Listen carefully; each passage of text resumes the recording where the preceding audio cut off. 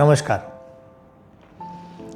अब मुझे याद आ रही थी अपने गांव की और गांव वालों की। तो गांव की यादें बहुत सारी हैं। शहरों में रहते सालों हो गए। जब कभी व्यापार से या बाकी और परेशानियों से मन भरता है तो गांव की बहुत सारी यादें आती हैं। यादें कहें तो कैसी कि पैसे तो नहीं थे लेकिन लोग बहुत थे। शांति और सुकून के लिए शिमला या और कहीं जंगलों में जाने की ज़रूरत थी। हमारे यहाँ जंगल बहुत थे।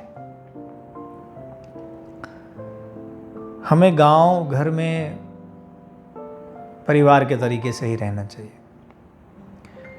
और गांव में ऐसा होता है कि जैसे पूरे गांव में जो बड़े हैं वो सबके बड़े हैं। यानी चाचा हैं तो चाचा हैं, बड़े पिताजी हैं तो बड़े पिताजी हैं, बड़की अम्मा हैं तो बड़की अम्मा हैं।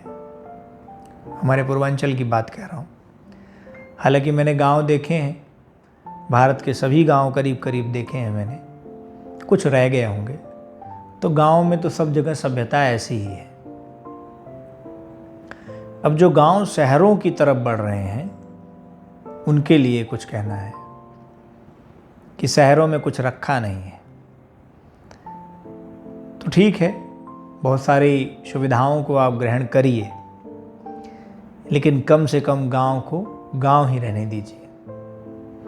गांव की सभ्यताओं को ना बदलें, खान पान को ना बदलें, आपस के व्यवहार को भी ना बदलें।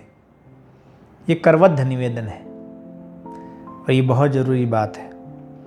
अन्यथा हम जैसे लोग शहरों को जब छोड़ेंगे तो कहाँ जाएंगे। चलो, ये तो मेरा स्वतः का मतलब है, लेकिन जब आपको छोड़ना होगा वो गांव में शहरी माहौल, तो गांव फिर नहीं बनेगा।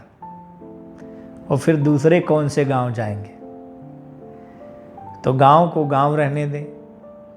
और पूरा गांव एक परिवार ही होता है, उसे परिवार ही रहने दें।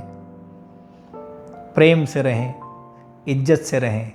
और गांव में पूरे गांव की अपनी एक इज्जत होती है। वहाँ सरपंच होते हैं, वहाँ प्रधान होते हैं, घर के बड़े होते हैं, बुजुर्ग होते हैं। तो गांव को गांव रहने दें, उसे शहर न बनाएं। नमस्कार।